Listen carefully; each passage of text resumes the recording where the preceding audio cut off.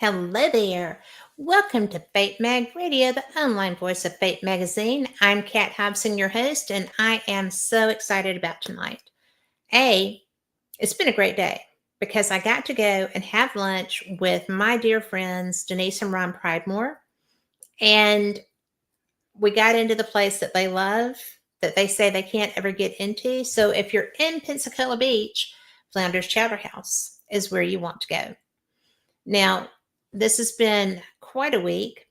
We have we have had so much going on. I am in Gulf Shores, as you can probably tell, because it's not my office, and I have been enjoying closed water because there's a hurricane in the Gulf, and we have 6 foot waves, 5 to 6 foot waves, which we don't get without a storm.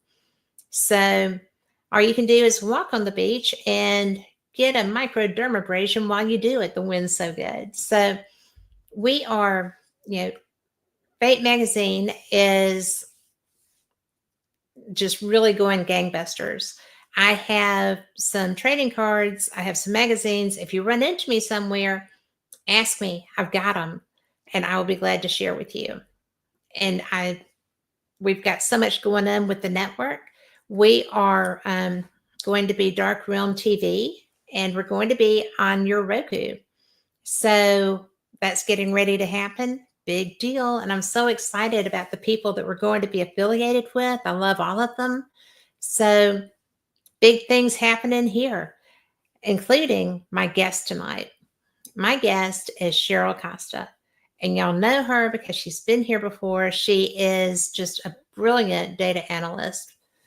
With her wife, Linda, they have put out UFOs, in Alabama, UFO of Texas. If it's your state, they have the book and you need to go get it. It's on Amazon. She is also she's written columns on UFOs. She's a playwright. She has been a newspaper journalist talking about that. She had a story back in the day about Johnny Appleseed being an abduction story that was published in Fate. She knew she submitted it, but she didn't know it got published. So as soon as I said something about it to Phyllis, Cheryl had 2 copies because Phyllis knows where everything is, and she remembered that story and must have just stuck with her, which doesn't surprise me because I am enjoying this new book that Cheryl has out. It's the second oldest profession, and the details are just amazing. And I was sitting there going, I'm not seeing anything ufology in here. That's quite a switch for her. And we're going to let you tell her why I haven't gotten to it yet and what all happens with that. But mainly, let's welcome Cheryl Costa. Hi, Cheryl. Hi, how are you? I'm good. How are you? Oh, busy as always. You are always busy. So we're going to talk about a little bit of everything. But before we get started, thank you for being here. You're such a dear friend. I am so enthused with your book. It's really big. Playwright, that's creative, not necessarily fiction, but kind of it is. Everything since I've known you has been data oriented. And so now we're back to creativity, and man, what a lot of creativity in this book. I love it. And to let people know, you served in both the Air Force and the Navy during the Cold War. Yes. And the Air Force, I served in Vietnam. I was a telephone lineman. People shoot at you on telephone poles, I can see that. And then a few years later, I wanted some high-tech training, so I joined the Navy and went in for a sizable period of time, and I did a lot of very interesting stuff there. Yes. And, when last time we were together, I think was Contact in the Desert, right? And that was the day of the hearings. And you were the one, because I saw it flash across my Apple News, but I was packing, trying to get out the door. And so when I hit the lobby, you were the first person I saw, and you were like, "So what do you think?" I'm like, "Well, about what?" We were all losing our Losing our cookies about crap. it. I mean, it was I was down there with um who's the guy who was in New Mexico with the alien crash for Roswell, his kid. Um oh, uh um, Paul. Paul, Yes, and I'm dropping a name. I apologize. it's okay. We're on opposite sides of the table having coffee. Yeah. And somebody came over and showed us the headline on their phone. We both spilled our coffee on ourselves. Trust me, we were going, "Whoa, It was so baby!" exciting. Yes. And I found it ironic that it was the closing day of like the biggest UFO conference in the country, Oh yeah. right? But this is happening, and all of the main talking heads are doing their um, classes, their lectures, their presentations because people had signed up for those, outside of the conference, and Right. so they were in a classroom environment. Yeah, Mark D'Antonio was in there doing one. Childress was in there. I'm pretty sure Whitley was doing one at the time too. Everybody was doing their final Yeah. It was the final talks groups. that morning, and a lot of us were Yeah, already packed and we're getting ready to be driven out. yeah. So it was crazy. It was crazy. That And was I'm a sitting. really that was a real special conference for me. That was. And I you're not completely done with the book. No, I'm not. But So, but I, you will get to the end, and you will yes. see that it was an emotional day. The day before we left was an emotional day for me because I mentioned it. I mentioned Contact in the Desert Mhm. 2023, and you'll see in the last page of the book what happened. Oh, you shouldn't have told me that because I've Now I'm got it going to right eat you all here. the way back to Bama. I've got it right here, and I'm not going to go read that last page. I'm not. Okay, So, what a tease you are. I've been told that a lot. But it's really I have always you're the first person like you I've ever had as a dear friend. Thank you. You're very diverse. You're very well, am I going to offend you? No, Because you're the first person I know as an adult who has actively transitioned, who has been a beautiful man, a beautiful woman. The soul is always there. It's always the same. You're beautiful inside and out. And you know, when we started becoming friends, it was just so nice for me because every time I see you, you know, I'm just thrilled. And then Linda has started coming to the events with you, and that is just an even better thrill.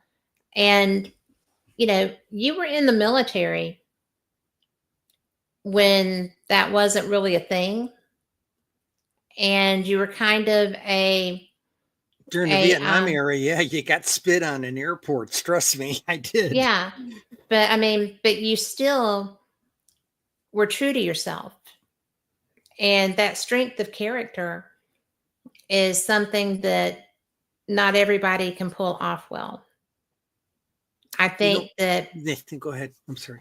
well, I think that the bravery that went along with the conviction to be who you are is something that has always been a special part of you to me. Plus, the research that you do, the Wiccan things that you do, you're very involved and very good at what you do at everything you've tried that I've seen. And I just appreciate you.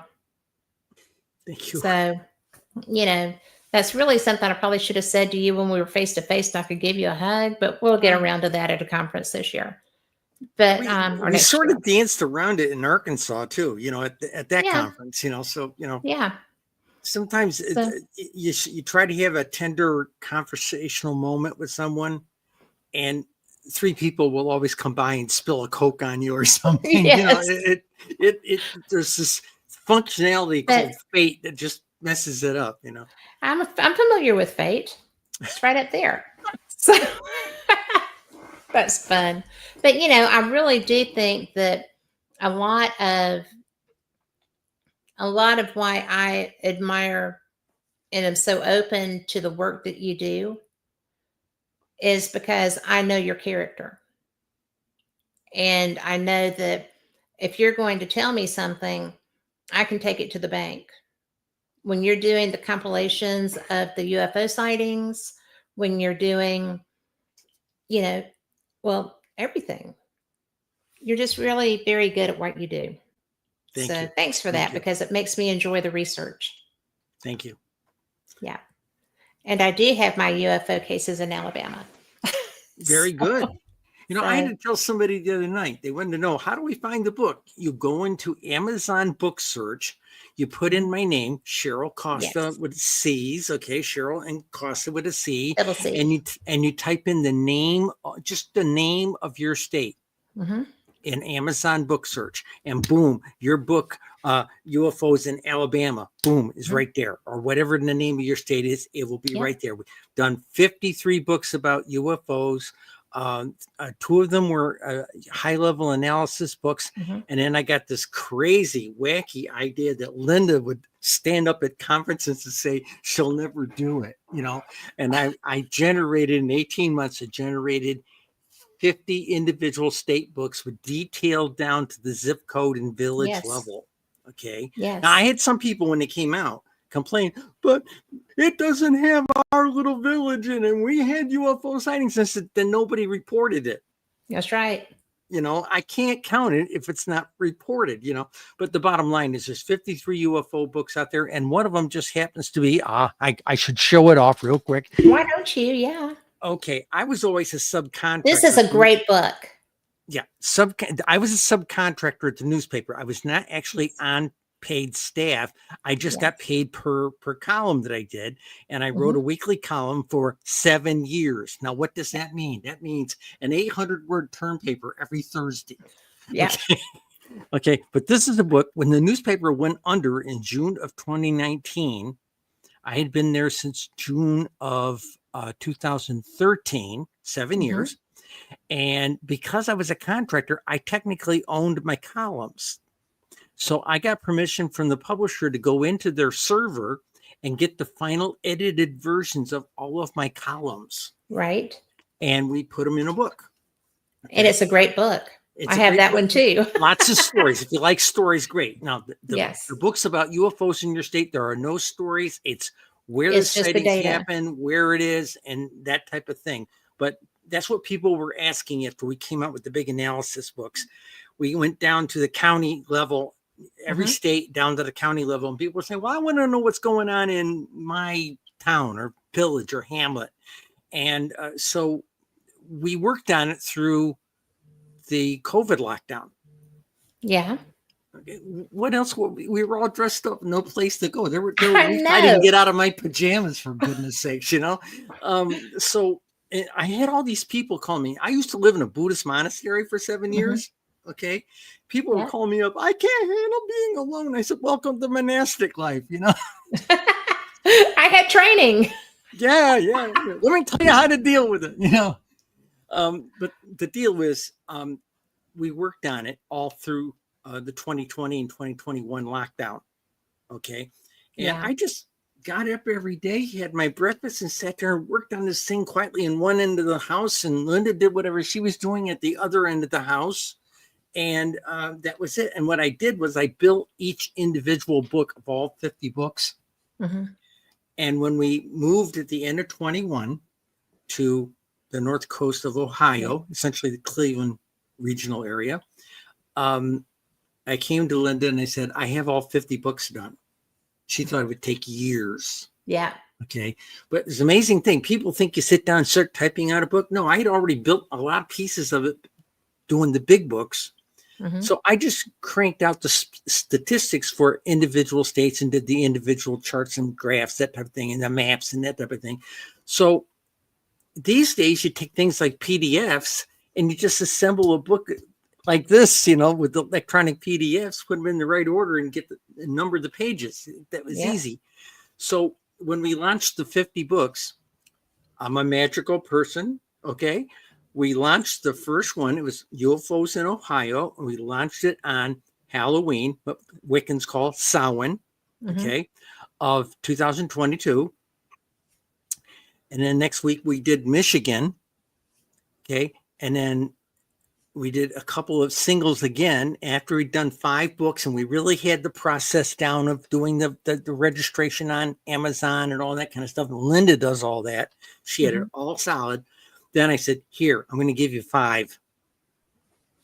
And she did 5 registrations, and that day 5 went up. We did it this That's way so right through for a couple of weeks, 5 a week, 5 a week. And then we got down to the last part of November. And I said, are you game for 10? And I gave her 2 last runs of 10. One Oh, wow. week, and then the next week we gave her the last 10. And we managed to produce the entire 50 books for actual publication Mhm. in the 6-week period between Halloween, Samhain, and Yule, which is the 20th.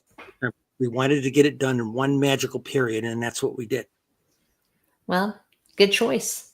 If you don't publishing 50 books in 6 weeks isn't magic, baby. You're not paying attention.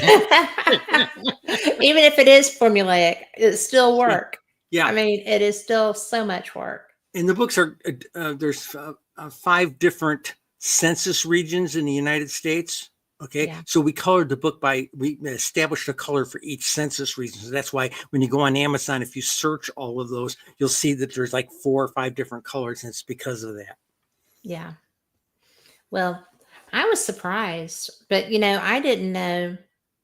I was presenting at a paranormal conference, and it was in a small town in Alabama. The organizer scheduled it on the day of a UFO festival in Alabama. That's like a town Okay. over from where it was. I didn't even know we had a UFO festival. I'd never heard of Fife, right? Fife had a huge experience, the town did.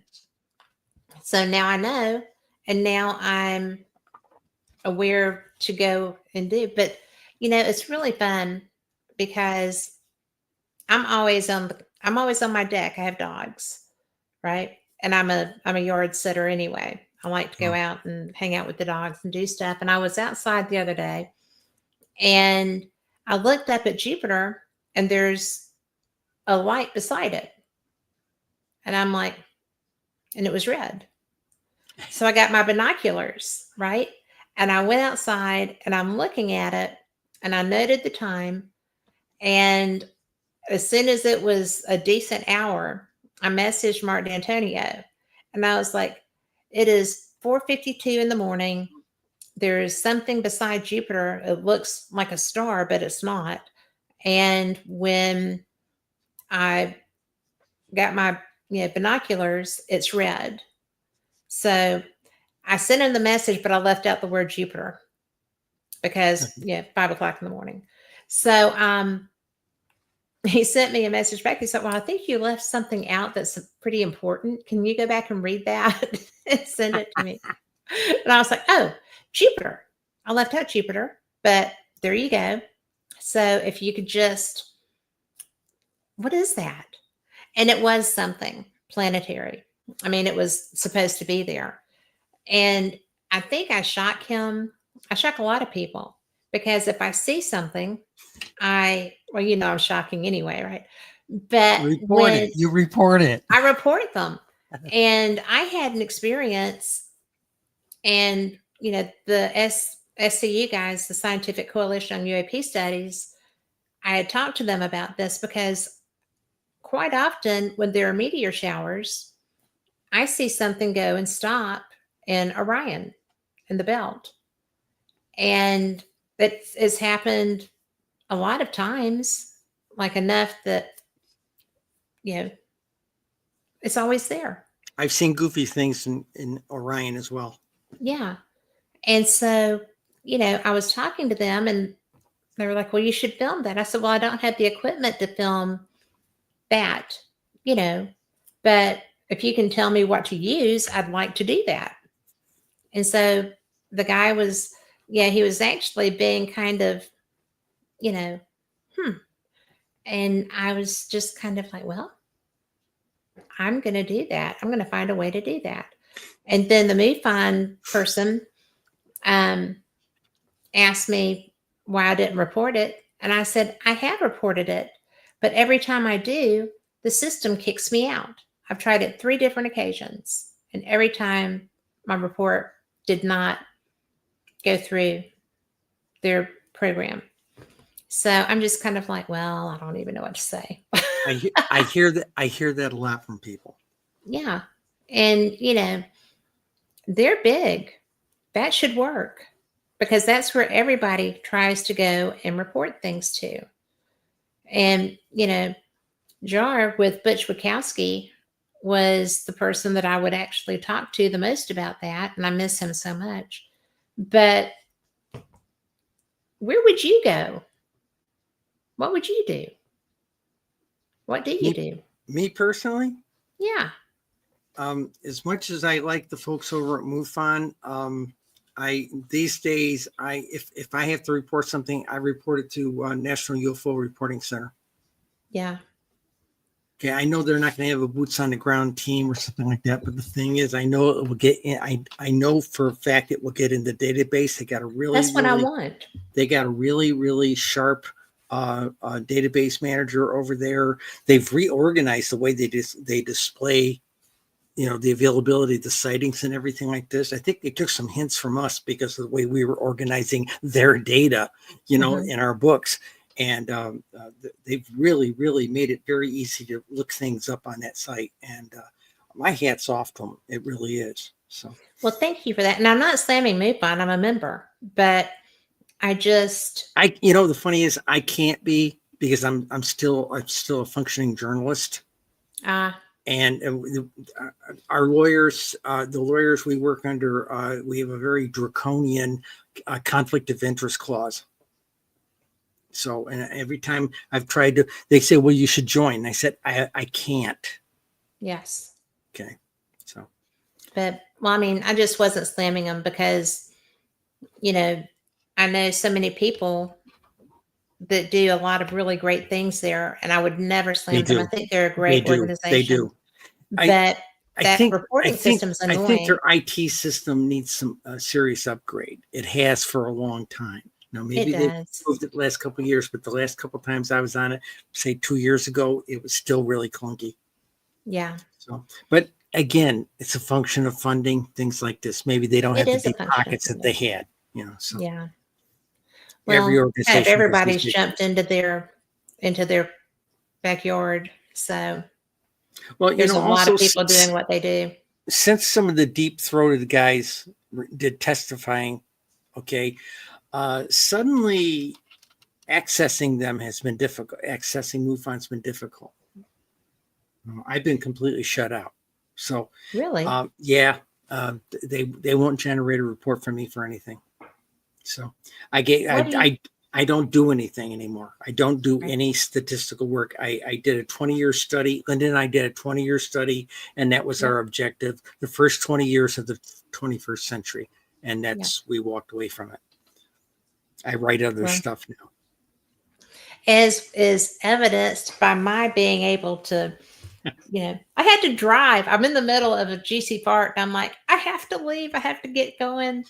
And it was hard to do that because I was not in the mood to, not finish the book all in one sitting. So, well, you gave me a great compliment. It was a couple of days after you got the book. Yeah. And you said that you fell asleep with it on your face. I did. So, one of the reviews I got said I was up to this one lady out in California. Says, I was up till 3:37 in the morning. I couldn't keep my eyes open. This thing is a page turner, So I wore it. I did. I wore it. So Let's talk about the because book. Let's talk about the this book. did I want What to would let you like people to know. know? I want well, there's a lot of questions I have. Ask what you want. I'll answer what I can. Okay. How's How that? close is this to being a biography or autobiography? Officially, it's fiction. Officially, it's a figment. It's a figment of my imagination. I was Of never course. there. Right. I do not speak Russian. Well, Not at all, comrade. No, no, let's you say it you, better. you have, Нет, нет, товарищи. No, comrade. of course. And I have never heard you greet me in Russian. I have never greeted you in Russian. You have Oh, greeted me in Russian. okay. Well, actually, what it'd probably be, since I know you more, it'd be more Yeah. like pretty fat sister, Yeah. greeting sister, that type of thing. Well, what was funny was that when you did it, when I worked as a work study, my job was in a library, and there was a how to speak Russian book. And I was like, this isn't even my alphabet. You know? No, So I was 19. I was a freshman in college, well, sophomore in college. And it was just like, maybe this isn't my color Kool-Aid. I'm great with languages, but I learn by mimicking. I don't learn by rote. And which is why my Latin teacher hated me so much because, yeah, I could pass the test and never have looked at anything and just, it's like anything else, though. Once they immerse you into it, yeah. okay. Let's say it this way: in the book, our initial hero, Charles Stewart, okay, he gets out of the Navy on a contract glitch, okay, Mhm. and yes, that parallels my life directly. It's exactly how I got out of the Navy after going to $300,000 worth of school, okay, and they sent him to language school. So he had rudimentary, mostly listening and not so much speaking as much as being understanding what's being Mhm. said if you're listening to it on a radio set or something. Okay. Right. And then Charlie Stewart gets training with a tutor. He gets hired literally 10 minutes out of the Navy. There are two guys in dark suits waiting for him. And I decided to make the character a little bit challenging, very much like myself. And they said, "So, you really want to be a woman?" Yeah. And he thinks he's going to go to jail, And Different they talk. era. Yeah. Yeah, well, this is 1979, 1980. And the attitude was, you guys are spooks. You are these high secret agencies. You're all Princeton, Harvard, Yale guys. You'd never hire somebody like me who's going to go through a gender change in 5 or 10 years, right? Yeah. And the one guy at the recruiting team says, nope, never in a million years. And the second guy says, but that would be the most incredible cover story Yes. because nobody would ever believe that you work for us, And that's how they signed you up. That's how they signed me up. Yeah. Okay.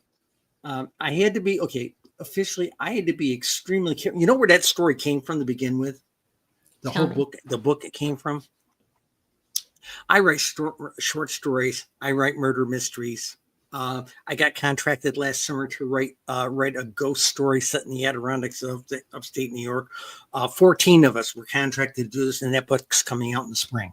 Okay. I can't wait. Mine's called Thumper. Thumper. Yeah, that's what the ghost does. Thumps on the walls. Right. I will be looking for that. Listening for Okay. that. That too. It's colorful. Trust me. So I think that the important thing to keep in mind was that I just lost my train of thought. Don't get old. Trust me. I'm there. Okay. The idea behind the book was I went to the VA in 2022. Okay, Veterans Administration, and there were some issues my civilian doctor couldn't deal with, and I was shaking like a leaf that they took me in there because the last time I had touched the VA, maybe 15, 18 years before, they treated me very badly as a trans woman. They just treated me horrible. Okay. And I had been told they had come a long way. So I went there, gave them my 214s, which are discharge papers. And they saw I was a Vietnam vet. So when they saw a Vietnam vet, oh my God, there's a whole bunch of predisposed issues we already know about. Like I was exposed to Agent Orange, whole bunches of stuff. They ran me through a battery test and said, you got about a 70-year-old case of PTSD. I'm going, oh yeah, you think? You think? Kid pops a balloon at Denny's in the birthday room there, and I'm under the table, Yeah. So most people say, well, wait a minute, in combat, you wouldn't see that. Yeah, but you didn't have the largest ammunition dump on the planet that was about 1.5 miles away from your barracks blow up over 12 hours. Okay. And the explosions, when they went off, were so intense, they would knock the wind out of you if they didn't knock you off your feet. Wow. Okay. And that is part of the damage, among some other things. So they got me in with a VA shrink. Okay. And one of the things that came out for us, for me particularly, we were dealing with the Vietnam stuff. Okay. But the deal was, she dug deeper and she says, look, she says, what's going on here? This one thing that was going on. And I told him, I says, look, you do certain kinds of work, you have to keep secrets. Okay. And I explained a little bit of that. And she looked at me and says, keeping secrets like you had to keep were their own form of PTSD. Okay. And basically the secrets, the burden of, you go into the business, and the business in the second oldest profession, so to speak, the spy business is about anonymity for the most part. Mm-hmm. Okay. No one will ever know, not your loved ones, not your friends or anything, will know what you did for your country. Right. Okay. So everything you have to take to your grave. And that's the credo that we live by. And that comes to a point where it becomes a burden. Okay. Now we've seen the amount of the guys coming back from Iraq and Afghanistan, the suicide rates are through the roof. Yes, they are. And the Vietnam vets, the suicide rates were through the roof. Okay. Believe me, I considered it many times. And I had the other burden of, I knew I was a transsexual. I volunteered for Vietnam. People thought I was crazy. They signed the papers for it. And in the back of my head, my attitude was, I'm going to go to Vietnam and make a man out of myself, or I'm not going to die trying. Okay. And all I managed to do was, that was my attitude. I had read Dr. Rubin's book back at that time, back in the late 80s, late 60s, early 70s, or a book, Everything You Wanted to Know About Sex We're Afraid to Ask. Right. And in those days, he painted gay people as ghastly. He's has since been educated.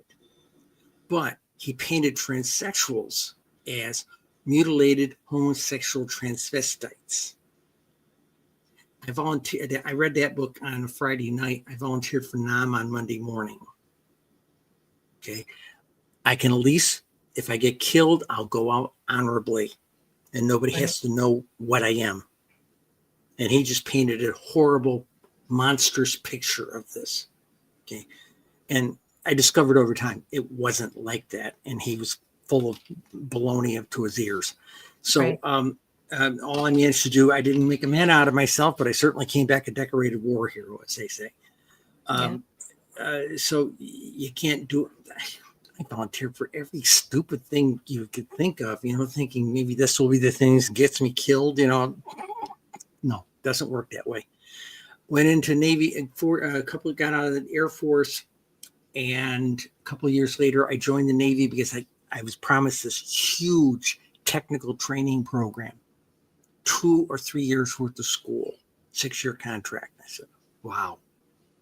Okay, a good high tech. And I was a poor kid from upstate New York, a little mill town in upstate New York. So I went in the Navy, went through all this training.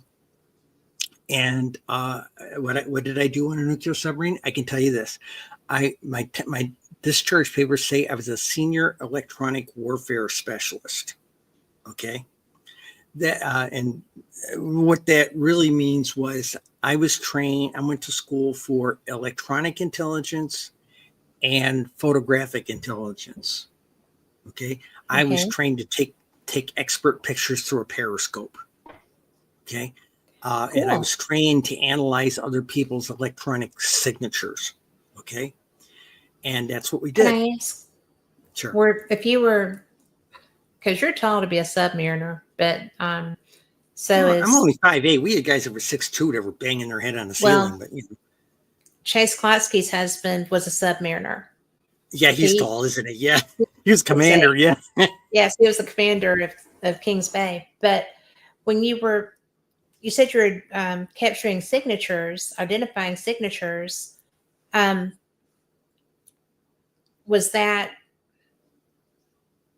I get the audibly, but was it like identifying the type of vessel it was by the sound, by the No. audio? What what, The what do you sonar mean? department, sonar people are what we call fingerprinting the sound of that ship's engine and screw Hmm. noises. Okay, electronically we were capable, and I can't tell you with what or how, but we were capable of listening to all of their electronic signatures, their search, their weather avoidance radars, satellite transmissions, whatever they had on that ship, we could electronically fingerprint.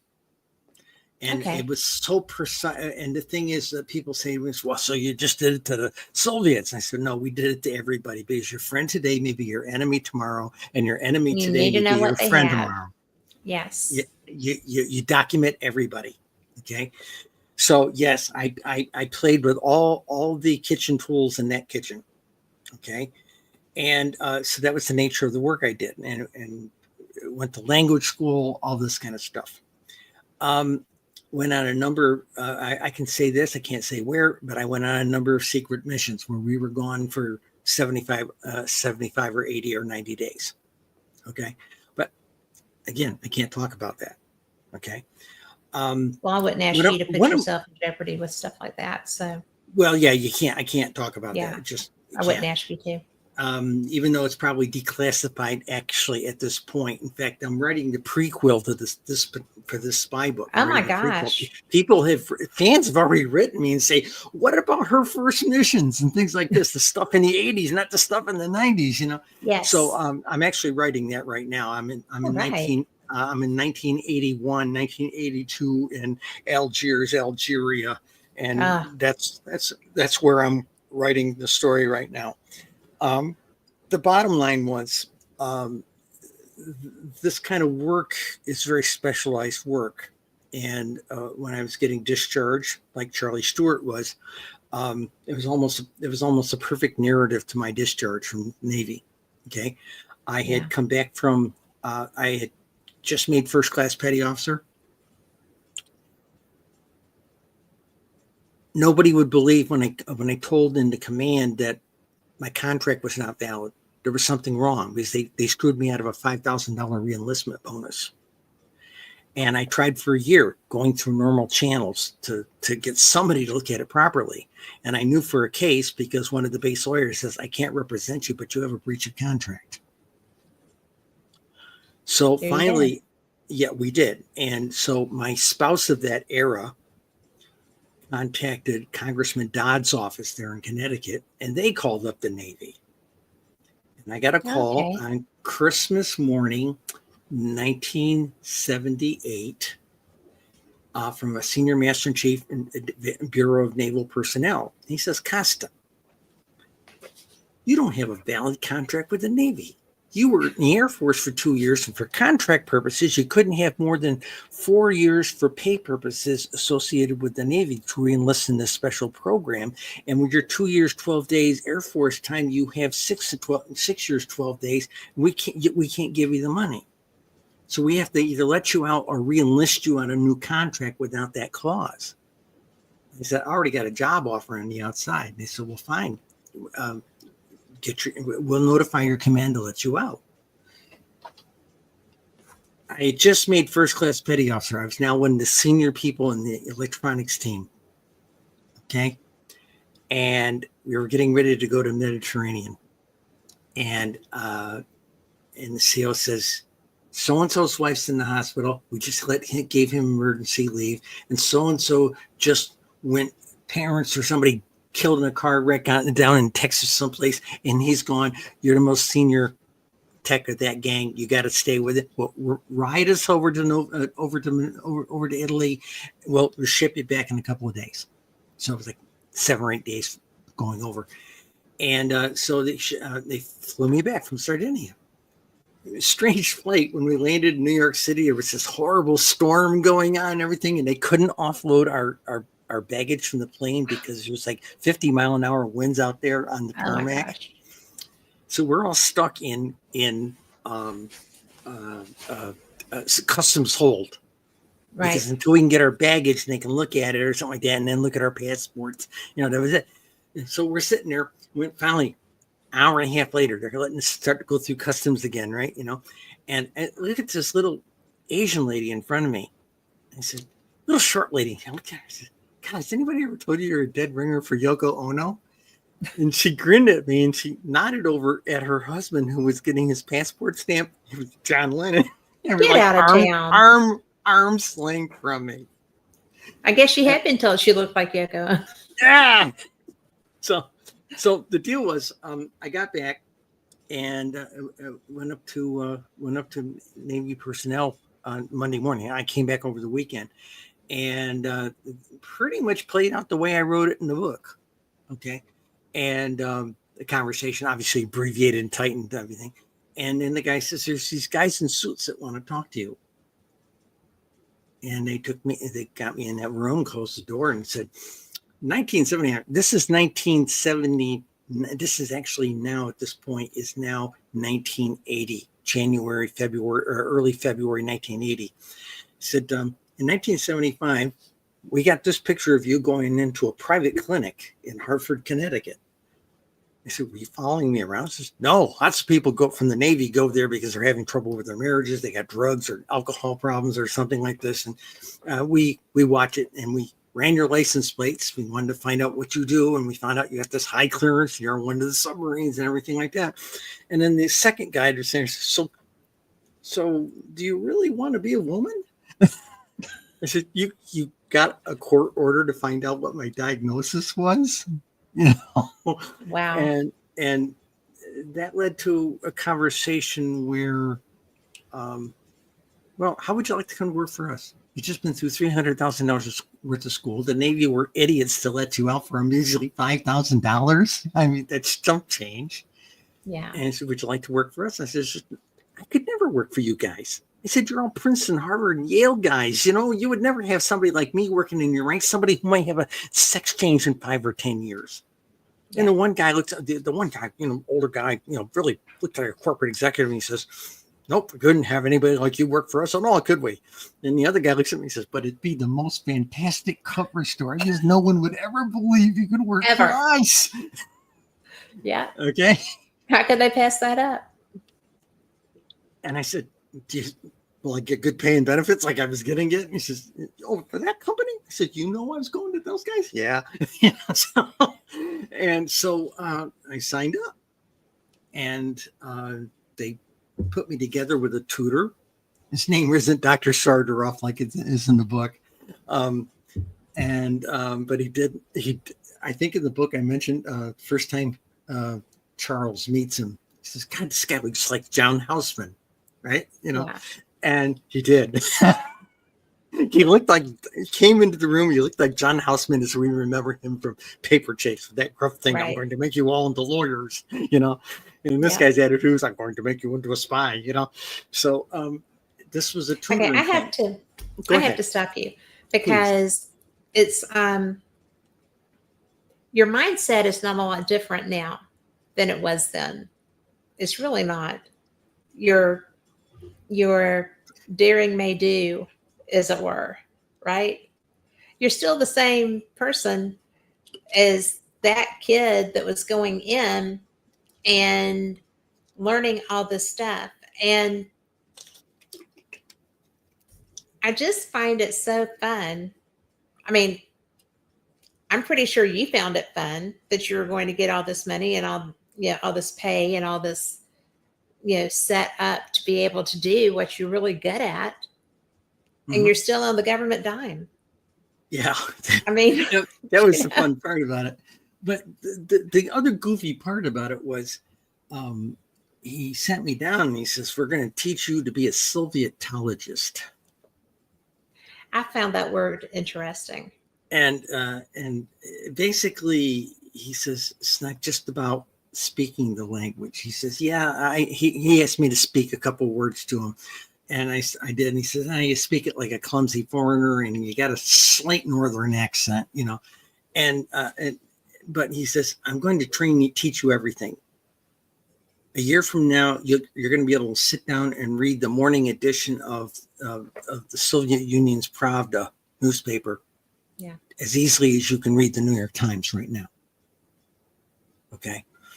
And you're going to understand the cultural context of everything in there because I'm going to teach it to you because I was born in Murmansk. I'm a former Soviet. Okay. So he had several of us that he taught, and he was tutoring. And that's how it went down. Um, Beyond that, I can't get into certain details, but the deal was the actual agency that we work for, I don't think anybody's ever heard of, probably won't hear of. And I had to change the name in the book, obviously. Okay. Right. But the Of flavor course. is after the Cuban Missile Crisis, we realized that CIA assets that were deep undercover couldn't help us when we were almost at a crisis point of both sides were armed to the teeth with nuclear weapons over Cuba, and they were getting ready to push the bloody button. Yeah. Okay. And what they figured out was they need more back channels.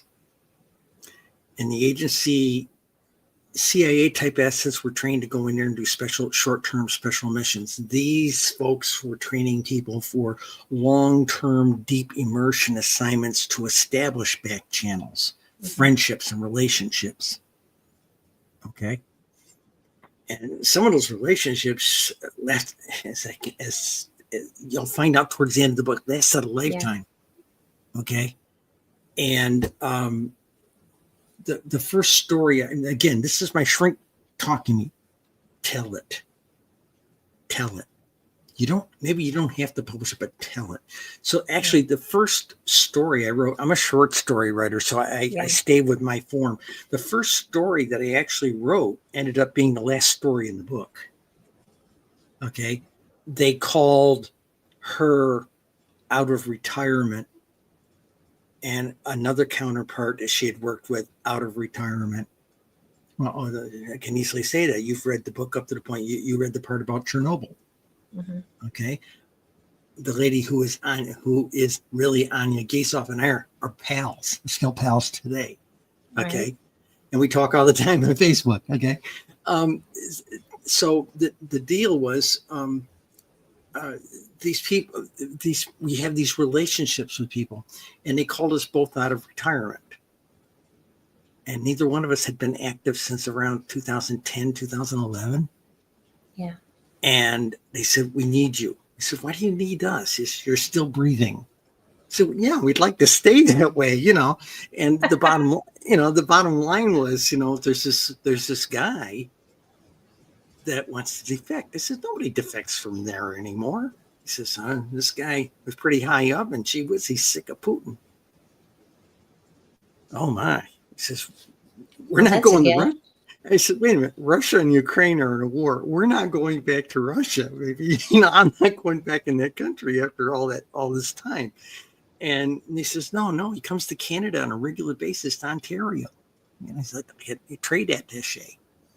So all you got to do is throw him in a car and bring him across the border and show him he'll see you. He'll recognize a safe, friendly face, somebody he knows, and he'll come with you willingly. He's passed notes to the Canadians. He would like a life in the United States. And it was the flavor of it.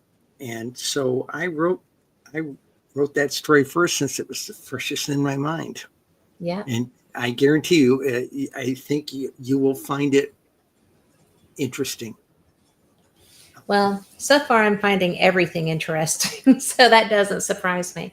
But something that I think is going to surprise people about that is that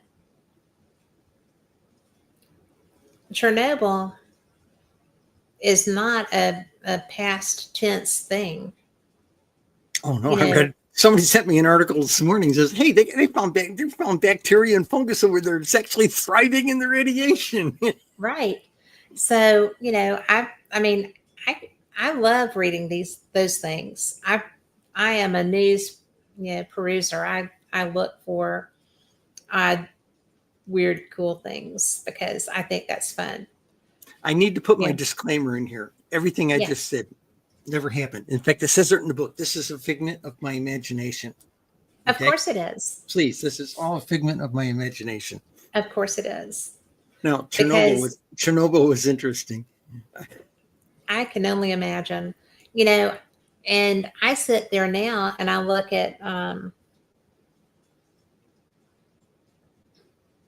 the Japanese Fiji,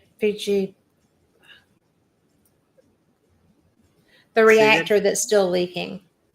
Yeah, What, Fukushima? Fukushima. You know, Yeah, yeah. I sit there and I look at that and I'm like,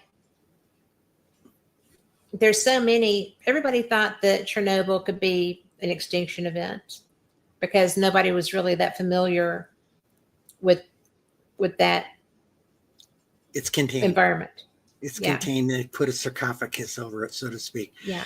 And Fukushima, they Fukushima can't do is the that. one it's not so great. It's Yeah. leaking all over the Pacific, So And when I mean, because I won't eat out of the Pacific. I do not buy yeah, anything out of the Pacific. And because I do research, and I mean, it's part of my job with Fate to be able to have a working knowledge of things in case I run across somebody like you that knows these things and wants to have a conversation, right? Yeah. But every time I talk with someone, especially people in the know, and I say, I think Fukushima is actually an extinction level event. Nobody counters that. Oh no, Nobody, they don't. They don't. because they believe that too. And you can't, I mean, when you get fish that have other fish attached to them, like born this way, it's just kind of like, okay, what are we mutating in the deep sea that's going to arise at some point? Yeah, we got Godzilla. dinosaurs, Godzilla, and but it's a reason that's a Japanese movie, right? Yeah. So, but it's all this stuff is real. All the problems that people who are in your position, the position you were in, people have to deal with these things. Somebody has to go in there and save the world from ourselves. I And please understand, on that mission, I was strictly a translator. Me and Anya were strictly translators. well, I mean, that's fine. Translation But needs to happen I've too. taken a lifetime dose, if that means anything. Right. I still Well, I haven't. What's funny is my hair on this light. I appear very gray for 72, but actually, if you see me out of external light, I've actually got a lot of my hair color. Amazingly enough, yeah. I haven't processed my hair since '97. But the goofy thing is that we don't know what's going to happen. Neither Anya and I. We were comparing. Here I don't have it here. Like the little medicine cups you get with the cough medicine. Yes. All right. Okay. I keep those, and those are what I put my pills every morning into. Right. One day, about 2 weeks ago, Anya put hers up. Okay, that's not her real name. Okay, but that's her mission name. So Anya put her pills up, and she took a picture, clicking right down in the cup. And I sat there and said, "Well, that's her. That's this. Wow, I got all those." I took a picture of mine and sent it back to her and said, "Yeah, guess where we were." Yeah, together, same exposure. Yeah, similar stuff. Yeah. Just, having a conversation. It's later in the book. Having a conversation with someone else who was there from the Soviet side of it. Okay, and there's one scene where Moira in her cover identity as Mashenka is in the American Cafe on Capitol Hill in Washington, D.C. Right. And this is in the early 90s. And she's having lunch with this guy. He's currently the air attaché at the Soviet embassy. Actually, at that point, they were already the Russian Federation. Okay. And and he says, "What's good?" He says, she looks at him and says, "I'm going to be having a Cobb salad." And he says, "Yeah, my doctor says no more forest cake either, so okay, I'll have a Cobb salad." And we both drink iced tea. Okay. Yeah. And then we talked about the idea of dessert. And my earplug just popped out here. Hang on. Okay. We're going to have dessert. And he says, "Oh, all this stuff looks good and I can't have any of it." I said, "How about," Moira says this, Mashenka says this, "how about we split a piece of cheesecake?" Good. So they're splitting a piece of cheesecake, one cheesecake. And during the course of having it, they're discussing the fact that how many people that they knew that have died from the radiation at Chernobyl. Right. Okay. Too many. Yeah. Oh, our diabetes. Yeah. That's why we got diabetes, So they're going through this whole hoop in the story, and there's just one little piece of cheesecake left, about the size of a postage stamp. And he looks at Mashenka and he says, that's our cover name. He looks at Mashenka and says, "You're getting ready to go to St. Petersburg for 2 years. You're supposed to be a drama teacher." He says, "You go be a really good drama teacher, but no." And he doesn't say the word, and she says it back to him in Russian, "Shutkis, hijinks," and he says, "Yes, no shutkis. Just go be a good drama teacher." She says to him, "I give you my word." Splits that little piece of cheesecake between them. I says, "Let's toast ourselves on this poisonous piece of cheesecake." These were diabetics. Yeah. Okay. And so you get a flavor about that kind of thing. As I said, I was never there. It's all figment of my imagination. Well, you've got a great imagination. But one of the things that, and I don't want you to go too deep because I have not gotten there yet. Okay, I won't because you haven't got there yet. Okay. Yeah. But I can give you. I can give you trailer highlights though. Okay. Well, I want trailer highlights on the UFO aspect. Okay. Okay. That is. Is that okay? Yeah. Sure. Okay. If you've noticed in the story, it seems like I told a short story, and then I told a longer short story. Mm-hmm. Okay. And that's my form. I'm used to writing murder mysteries and ghost stories and that type of thing. So I did this instead of in chapters, I did it in aspects of her life over a period of 44 years. Okay. To present. And so what happens every now and then, especially if you're in that business and you're cleared rather seriously, every now and then some old spy dies someplace, and the grandkids find a box in the attic and it's got a whole bunch of stuff that should not be there. So somebody with a agency clearance has to go in there, paw through it, and see if there's anything that's still sensitive. Yes. Okay. Familiar with that. As I said, I'm writing the prequel story. Saving my memory, I printed down some stuff from the CIA website that's now declassified that backs up everything that I'm writing in the book. Okay. The way I remember it, but it was very classified when I was dealing with it. Okay. But I actually had some of it all pinned up here on my board, when I was writing one aspect of the story because I wanted it right there where I could look at it. So the question was how that happened. Okay. So Library of Congress, they found buried in someplace in the library accountants found this package wrapped up, what they call security double wrapped. Mhm. And it said it found after the death of this particular person. Okay. Um, this is what it is. And you open up the first wrapping and there's another even more strict classification thing saying this is a special type of classification.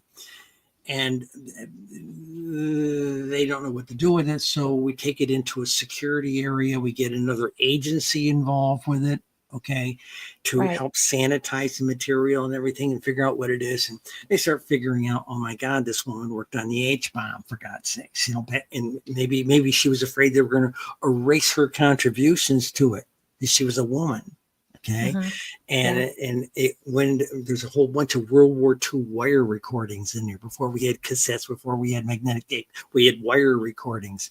And it starts talking about the fact that these visitors from out of town, from not on our planet, were real. And they've been coming here for 40,000 years, and that's the flavor of it. And we'll say Moira at that point thinks it's baloney. There's no such thing. That's cookie crackpot stuff. Okay.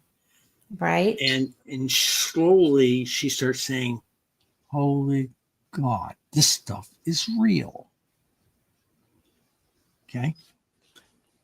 But of course, she never actually saw that. No, never, ever. So what troubled me when I wrote that, I had to own up to the fact that, the story I talk about the first time I saw a UFO. Okay. Yeah, I did see one when I was about 12 years old with my parents. I was fascinated by it, but as I got a little bit older, into my teens, things like this, it's cookie crackpot stuff. Right. Okay. Because I really I wasn't invested in it. Okay. Until you get to sanitize something that almost nobody will ever see. And so that gives you an idea of what happens. And and since you're not done with that chapter yet, I am that movement. I'm not going to tell you where it goes and who sits on it. Yeah. But I'm pretty sure I know fascinates who me. sits on it. Pardon me? I said, I'm pretty sure I know who sits on it. Oh, you mean these guys? Yeah. Well, Okay. I mean, you and I have been around the UFO community enough that we know who fights so hard to make sure that to try to make sure that things don't see the light of day. Yeah. I mean, the first edition of Fate magazine, the cover was Kenneth Arnold's UFOs. Yeah. And the flying discs look like saucers. Whoa, flying saucers. So, there have been so many people. The initial foray into UFOs didn't get sanitized quite as fast, and the information got out. There's, there was an island, Murray Island, I think is the name of it, where they were coming down on ships. They were in distress and coming down, and they have a festival there. But all these people, because ufology is, I mean, I'm a paranormal investigator. I love doing that, but ufology is a field that I like to study. Okay, that's what Agreed. I love investigations, but I really get off on the whole, they're here. I mean, Tom Conwell, our friend that we were talking about, he is the person who first showed me his databases. We've been talking since he started making them. Yep. And, when he first had I have one of the first maps of his map. And Well, he used the white book to build some of that, yeah, or white I book, mean, yeah. it's just so amazing to It's me. cool stuff. The goofy thing about all of that, okay, why did I produce like the white and the pink book and the 50 individual state books? Okay, well, blame it on the profession. Yeah. I was trained to be an analyst. Yes. That's what Jack Ryan was in the Tom Clancy books. He was an analyst. He Yes. really wasn't a field operative, except He every didn't now and plan to then be a field. He no, didn't plan to be he's ever. subject matter expert. Okay. Yeah. And just one that got shot at a lot. And believe me, I know where he's coming from with that. But that's the deal. And so what you're getting is somebody who wasn't on the inside track taking public data, but with the inside track type skills, saying, Mhm. let's analyze this stuff unlike anything that's ever been Yes. put out. Yes. So blame the government who trained me to do such things. And for training, I mean, because he was military. Yeah. And I have found that with ufology, okay, that if somebody is ex-military, they're a lot more open to this topic. And Oh, you see a lot of strange things when you're on well, missions. especially when you're one of my friends that really wasn't into what I was doing was somebody that went to Key West with when I did a lot. And he was in the Navy and he was in the Indian Ocean a lot. And we think we have activity. He's like, the USOs in the Indian Ocean are astounding.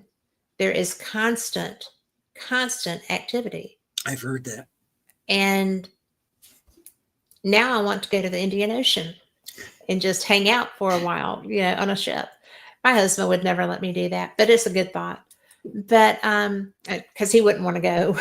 So, but I just what think happened? that, Go ahead. I'm sorry. Keep going. no, Sorry. no, go ahead.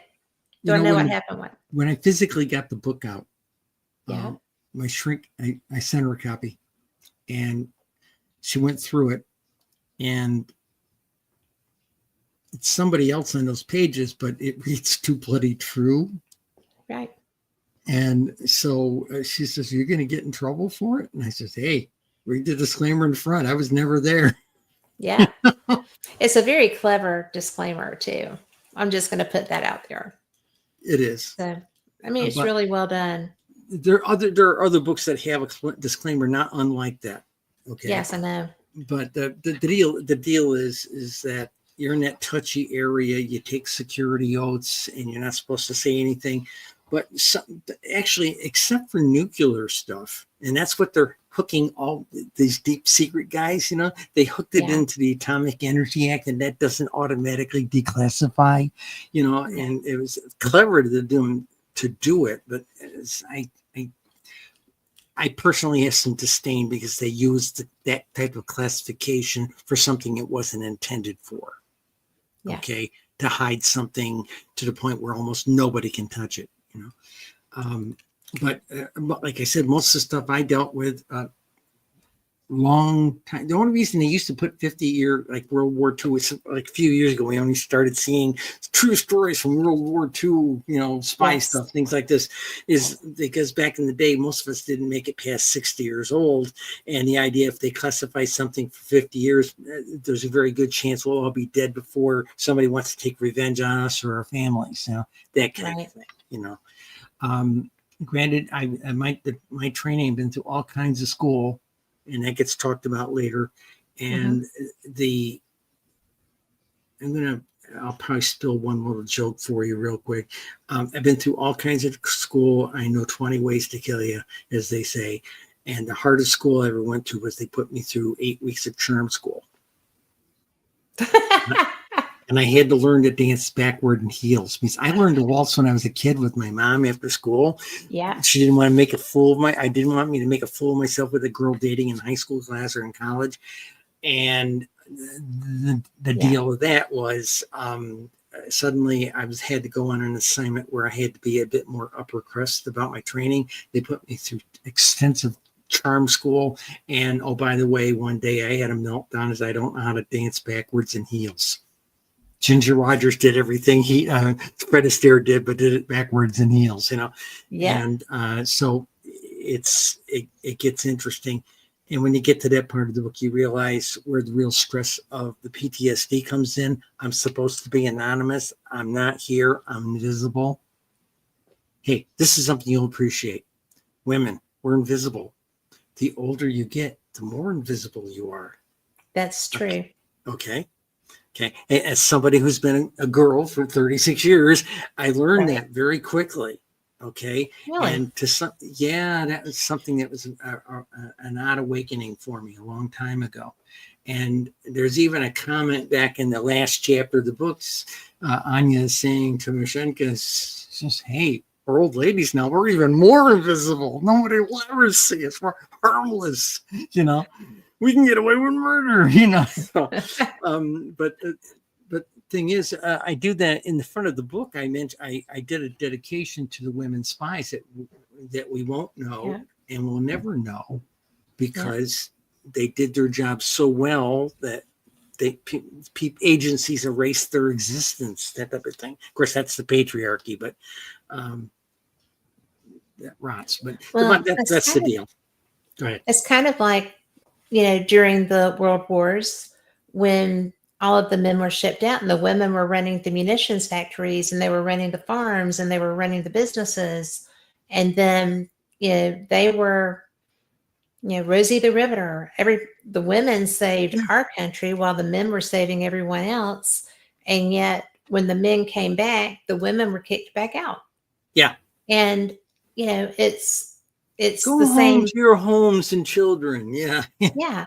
My aunt And told me about that, to me, there's a lot of heroes in armed conflict.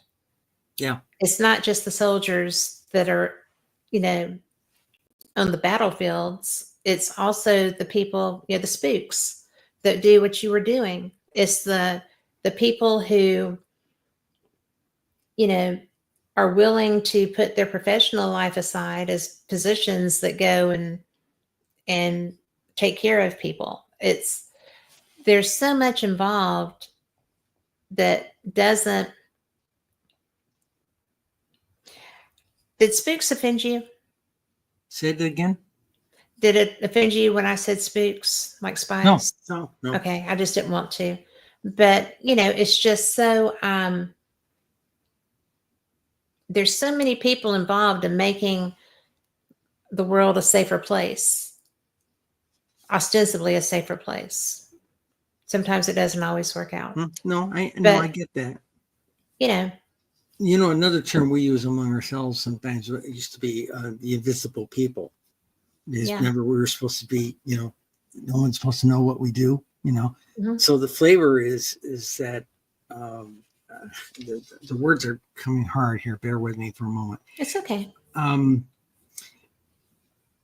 Invisible in the sense that you're not supposed to be visible. You have this high degree of anonymity. Okay, I was never there, as they say.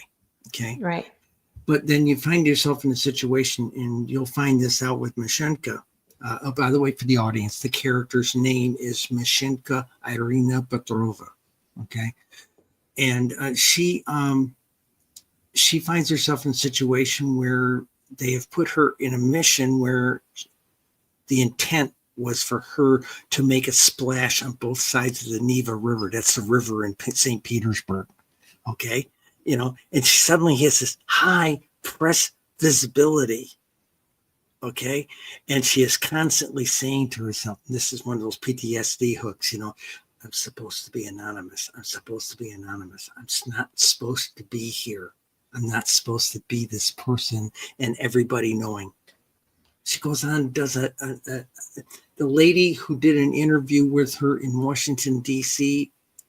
in context of her cover identity. She left that interview, sat in the back of the taxi and thought to herself, there, beautiful spy craft. I just planted a cover story and the world's going to know about it. Okay. Right. That's how it works. Okay. And sometimes you wonder how some stories get into the news because they sound so absurd. That's how they get in the news. Mm-hmm. Okay. And that part is kind of goofy. And like I said, my shrink read through this thing and she said, "Are you sure you're not going to get in trouble?" I said, "No, I ran it through by you'll notice the top of the stories, like the header will always say a particular date range, early 90s, late 80s. No dates, time, and places for the most part." Yeah. And, I'm sorry. I love spycraft. I love reading about it. I love learning about it. I admire people who use it to narrate their stories. There's a guy named Micah Dank who wrote a series of books, I've heard and the it's name. about. Okay, well, he's also a radio host. He's brilliant. I love him to pieces. I've interviewed him a couple of times too, but he did books, like 7 books, centered around young people that were on a quest, and the character development and the necessary skill sets changing as they're going through there. But it was really an amazing thing because he's not done this. He doesn't have your background, and yet he's writing about going into foreign countries on a quest to find something and implementing these the skill craft. I get it. And so this is like he's writing from a past life, right? Yes. Because it's just so weird because I like that stuff. So I look for it and I find it. And, when you told me about this book, I was just like, yes, please. Because I know enough about your background to think that this was going to be insight to you. And I like you. So that was going to be a fun side of it. But I know that you said that you checked all this out. And I know that that you're comfortable with where it's gone, with being able to get that out. I'm pretty sure it's pretty damn liberating to be getting that out too, because it's quite an experience. Well, not just that, it's quite an experiential life that you've led. And there's a lot of layers to the onion being peeled back here. That was the scary part for me. Yeah, that had to be the scary part. You're vulnerable. You're letting yourself be vulnerable through this. And I think that's really something that, because I know you, I know how hard that had to be. I've had friends who've read the things recently and that have known me a long time. Mm-hmm. And they would say, "Oh, is that why you would disappear for 6 months at a time? We just thought you fell off the social circles or you were working on a new play at the local community theater or something like that. And we just didn't see you." And they started putting the pieces together. "Oh my God, you were taking off for 6 months or 3 months or whatever, My family, my blood family, who doesn't really talk to me, I got a copy to them. And they don't believe a word of it. Yeah. Which is fine. Actually, it's wonderful. They don't believe a word of it. If they don't believe it, then maybe the people, On the other hand, my brother read the damn thing. He says, "Oh my God, that explains everything." My brother, New York State changed its gun laws a number of years ago, and he had an AK-47, which is the rifle they had, the Viet Cong had. It was a Russian rifle. And he had bought one. He was very proud of it. He showed it off to me, and I'm sorry, I'm an ex-Vietnam vet. And going, yeah, I've seen these, Yeah.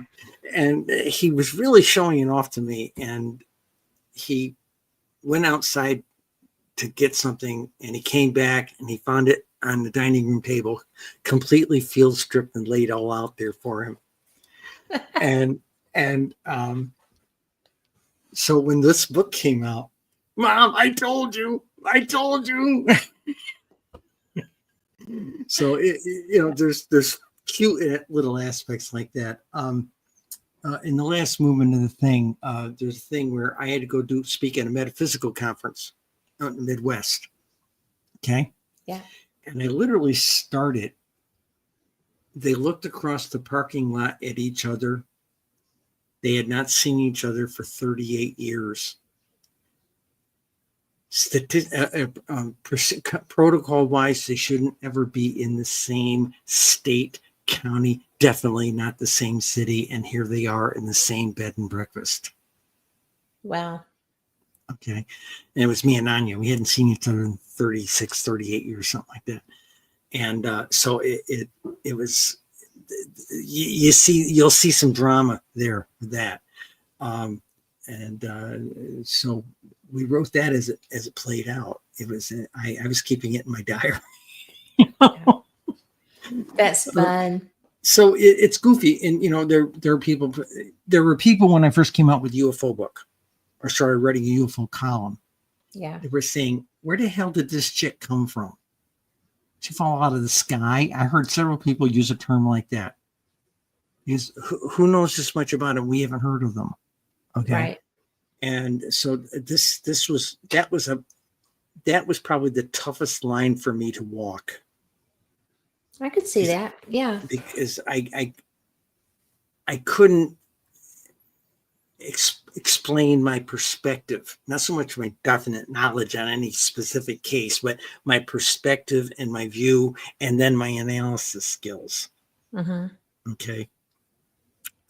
Had I known a long time ago, George Knapp, when the Soviet Union fell and he went over to Russia, had I known he was going over there, I would have volunteered to go over and translate for him, for God's sakes. Right. But I didn't know. So. Well, I've got to think that you're going to have a hard time topping this because the whole experience, if people did not know this about you or didn't recognize the strength of character that this created in you, then I imagine there's going to be a lot of people the next time we're at a place together that are going, oh, Cheryl. Yeah. Well, about this, and what did you, and how did you, and did you really? I mean, you know what I'm saying?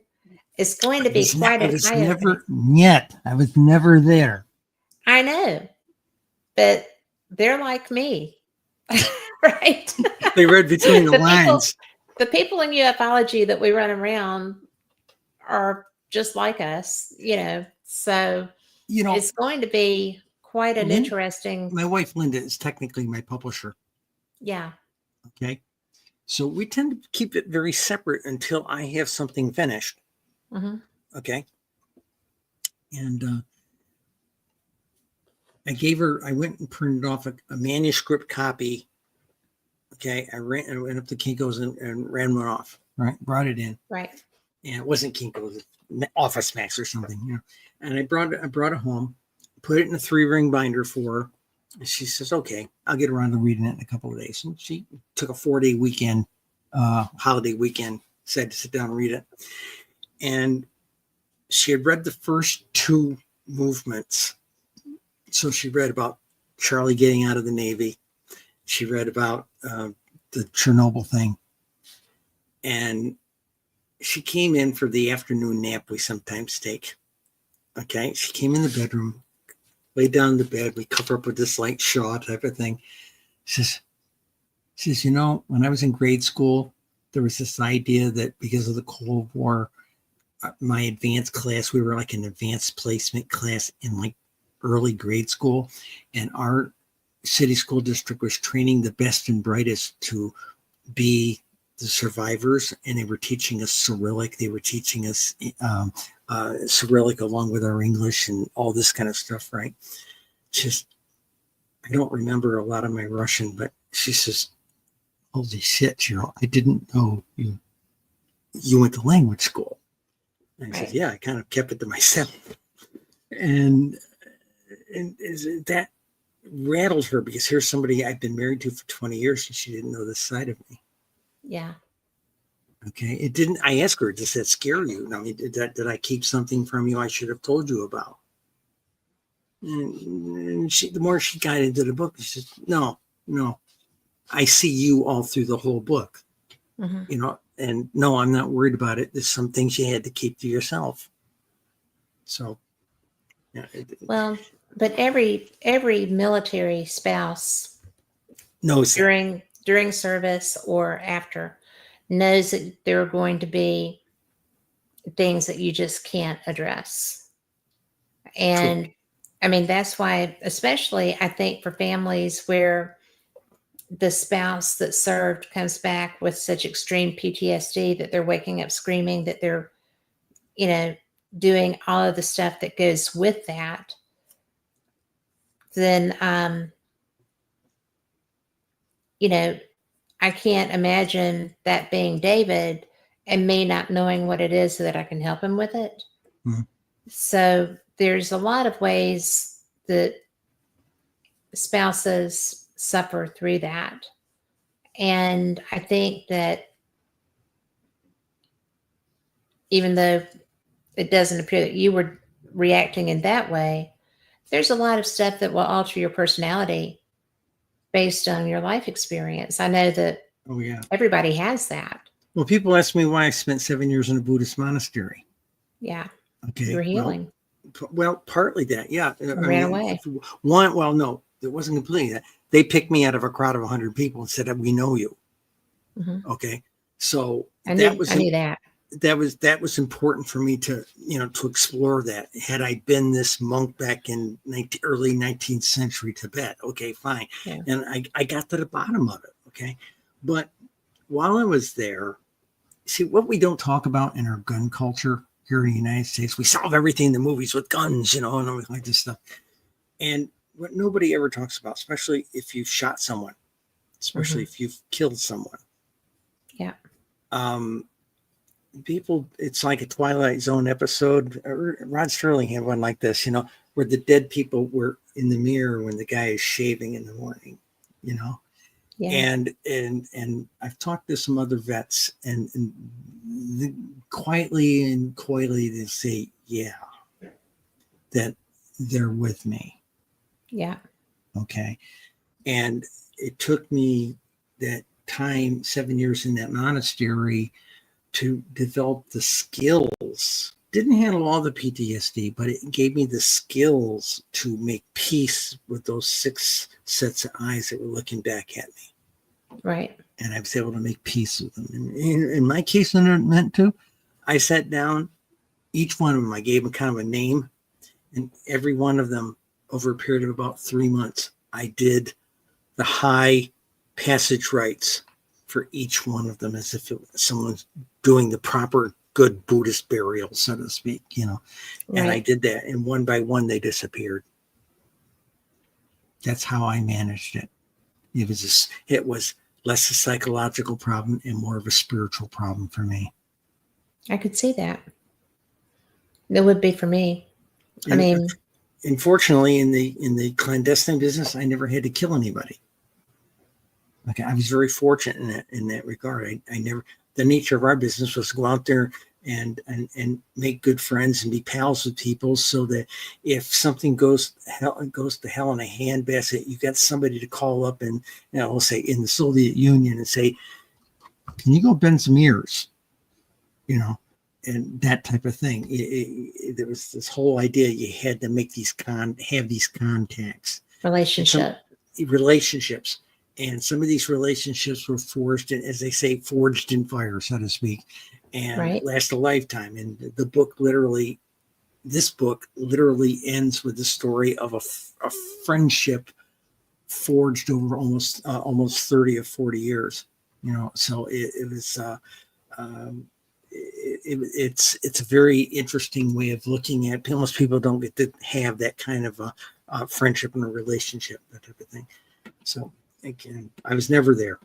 Yeah, so Of course not. figment of my imagination. Yeah. Well, you just have to pull things out of the air to write about them sometimes. Oh yeah, yeah.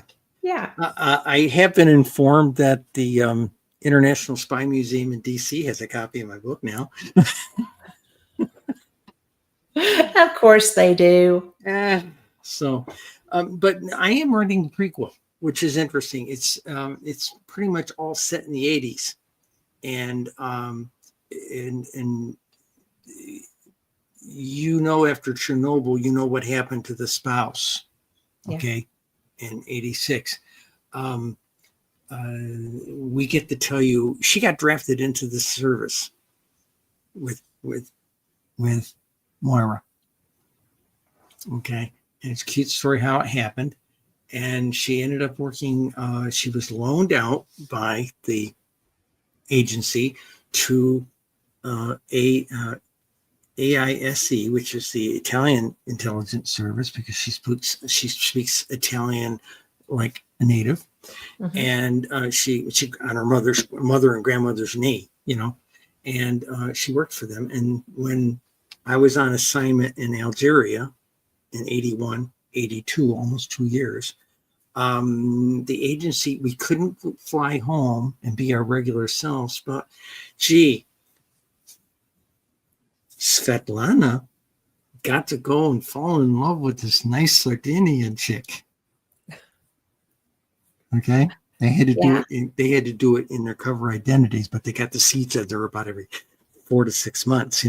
So that's kind of the flavor of that story that I'm telling right now, of how they did that. And then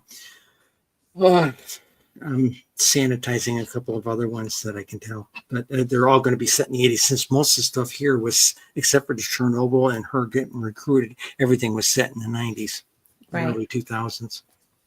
Well, the recruitment was really interesting. You did a good job with that.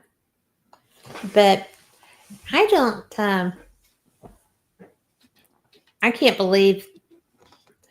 can't believe you did that. I really think that you did such a good job, but you always do. But I was really, when I started reading it,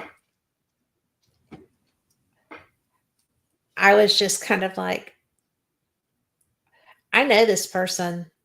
I know this person. Yeah. I know that thought process. This is interesting. And for somebody that wasn't there, you had a very good perception of what it would have been like.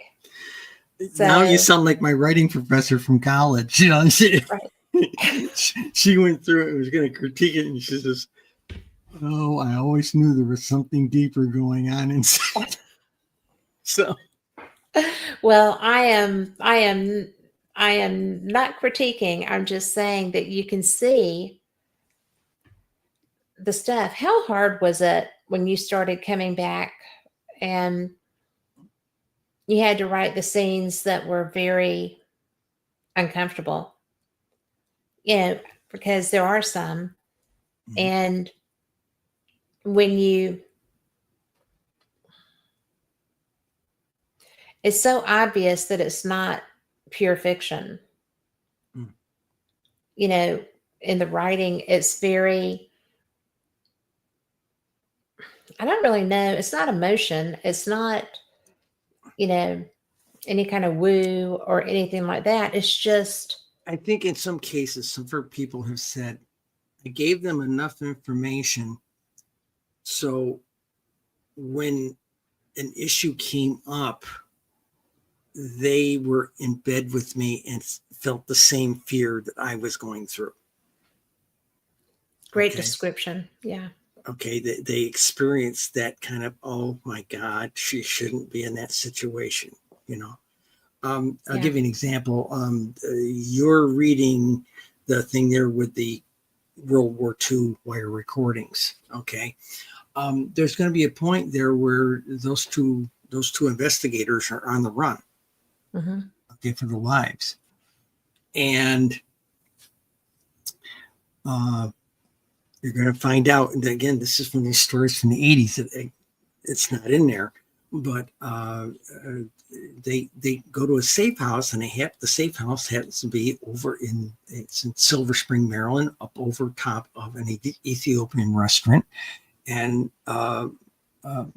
Moira goes in. She's not in cover identity. She's just doing her job, normal day-to-day job in the intel business, and with this lady from this other agency. And she drags this lady into the Ethiopian restaurant and walks in, looks at the lady running the place, says, and Devin Ish, and starts running off in Ethiopian Amharic. And lady upstairs in my apartment is from Ethiopia. And I saw her come down with her 4-year-old son about 3 months ago. And I could tell by looking at her, she was Ethiopian. Okay. Mm-hmm. They have a very distinctive look in their eyes. And yeah. I greet her in Devonish, and she looked back at me, and we exchanged a couple of pleasantries, and I kneeled down on the floor to talk to her 4-year-old, and I had heard someone tell me his name was Jor-El, with being a little comic book Superman fan, that kind of resonated with me, but so her husband was still out of the country for a time, and then just a few months ago he moved back. The grandparents were coming over and watching the kid when she was out working. So I got in the elevator a couple of days ago, and there she was standing there, and there was her little son Jor-El and her husband Wubishot, and the grandmother was sitting there, and I looked back at the grandmother, in Devonish, and it's very strange. She cornered me in the parking lot recently. She says, "How did you learn Amharic? Where did you go to learn Amharic?" Okay.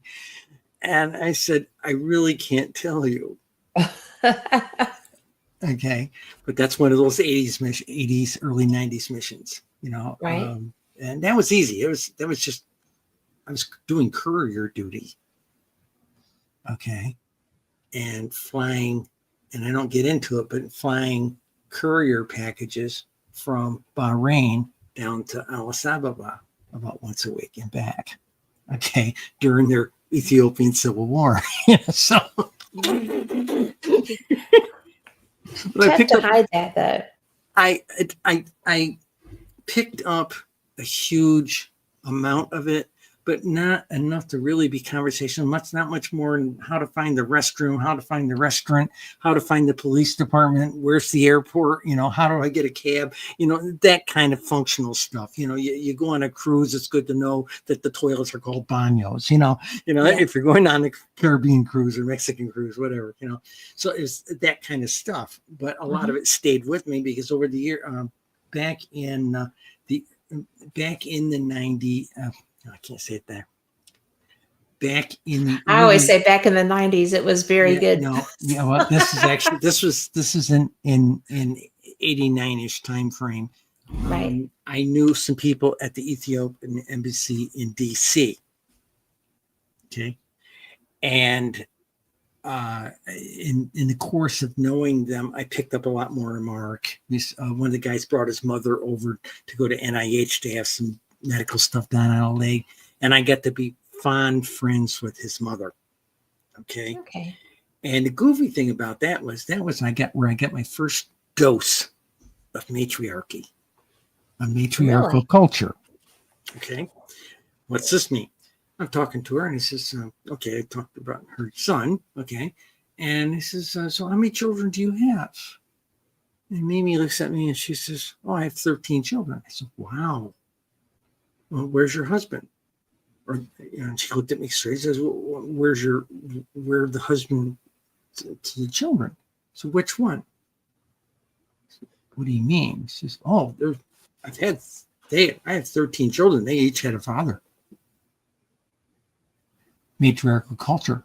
She sat down over dinner We're sitting there eating injera, and she's sitting there telling me, explaining to me how the property is passed down to the woman, all that kind of stuff. And Interesting. very different culture. Very eye-opening to a new woman, so to speak. Yeah. So some people say, considering the PTSD aspects and all this stuff, do you regret any of it? I says, no, I've had the most fantastic adventure anybody could possibly think of, and I've met some of the most wonderful people that you can possibly think of. Yeah. So I can't dismiss any of it. Look, sometimes it's a disaster just going to the freaking supermarket. Okay. Yeah. I had somebody try to rob me in a parking lot about 3 months ago, the supermarket. Oh, I didn't know that. No, most people don't. And I looked at the guy and I says, you really don't want to do this. He says, why not? And I says, well, first thing, he says, I don't have anything of real values. Everything's on plastic for the most part. There might be $5 worth of, incidental money in my purse, point one. Point two, you don't want to have to sit in the emergency room this afternoon and explain to the emergency room staff and the police why this 72-year-old lady broke both your arms. Okay. And Yeah. he says, you can't do that. And then I looked at him and said, do you know what I used to do for a living? And he just toddled away. Okay. After I told him. So again, a lot of people think you learn all this stuff. No, you don't. It's a last resort to use it, to use the violence. I don't believe in using violence. It should always be. Yeah. I get that. You make the business, the part of the business that we were in, the people, my colleagues were in, it was establishing relationships, and you did more spy business over dinner and a good bottle of wine sometimes. Okay. Or quite literally out there playing golf with them. And I can't play golf. That's how diplomacy works. It's how diplomacy works. Yeah. Okay. So that's the other thing. I've gotten compliments. My writing professor made a comment about the book. She says, holy God, she says, how do I want to say this? She makes a comment. She says, all the spy movies I've ever seen, it's always like James Bond there with that big cannon of a gun. He's in a tuxedo and a couple women and eye candy type of thing. And it's all fist fights and car chases and gadgets and martial arts and all that sort of thing. Reality, right? Yeah. It's not. This is what women's spy business is. It's schmoozing. It's running a bar. Okay, the story in Algiers. What is Svetlana doing? Svetlana has been told, you're the gangster's niece. You're the grand hostess of this tap room called the Leningrad Tap Room. It's where all the Soviet sailors from the 2 Soviet ships that are parked in the anchorage come to for Russian cooking and drinks and all that type of thing. And your job is to go over there, be cute, and listen to drunk sailors tell their stories and listen to their slip-ups and catch all the gossip. You're the femme fatale. Yeah. You've seen those pictures. We all looked much better 30 years ago, didn't we? We're not even touching that. Okay, so. You know where I'm going with it, but you sell those pictures, okay?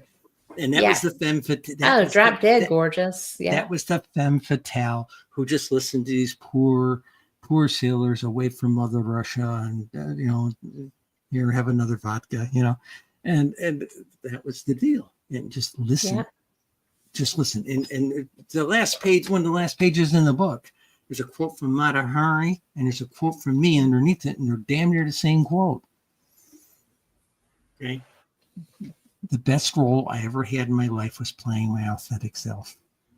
Yes. How's that? Did you just drop an F-bomb on me? Did I? Maybe not. Did I? So, did I slip? Okay. It did. It's okay. I'm sorry. It's okay. But I you am a know, sailor. I mean, I say. I know you're a sailor, but I am just no, I'm just razzing you about that. I hope As I far as didn't. I know, I'm so that's sorry. not I a try to be negative. much more cultured about it. So, Well, you did say it very smoothly, mhm. so it's all good. Well, Right there. if it's said it with etiquette and style, It was. You were very stylish. There's a But program. There's a program on Netflix called The Diplomat. yeah. Okay, and Linda didn't see it last season, so now the second season came out. I sat down over lunchtime, and we watched The Diplomat together. And she is sitting here listening to this thing and says, "Oh my God, they talk like you."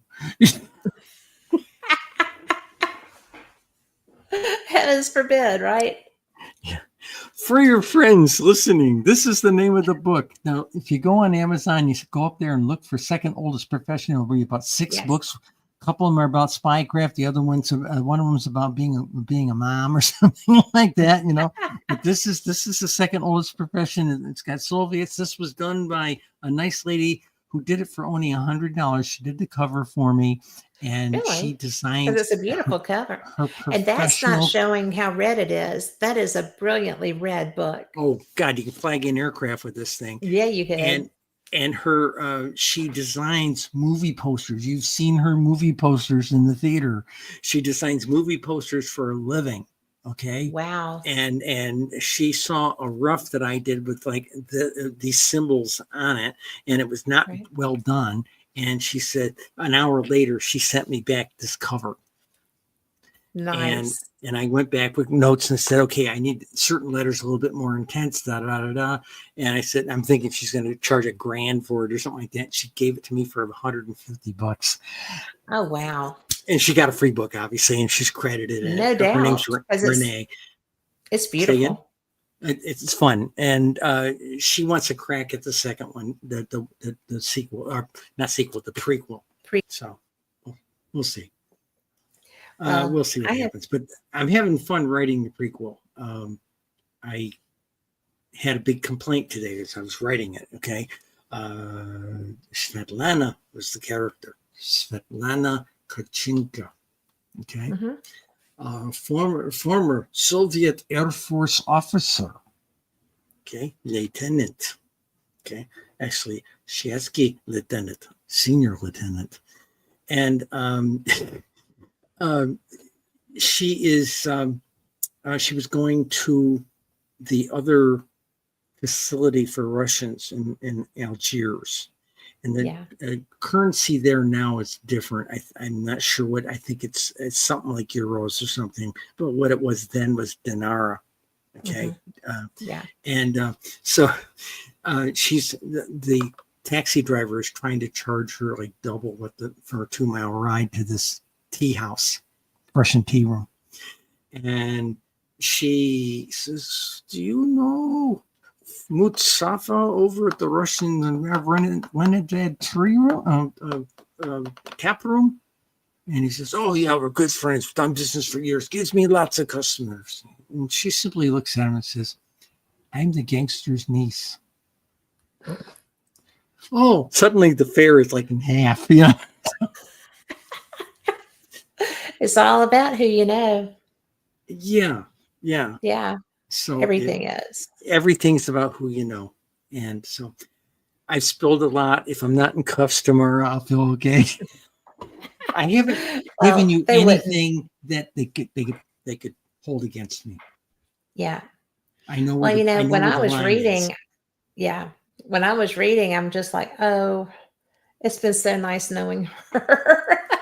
Say it again. Because somebody's going to come and yank her chain.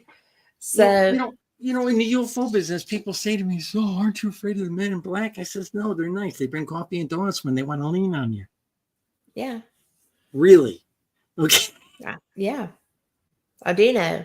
I've been leaned on, and I know you've been leaned on. Yeah.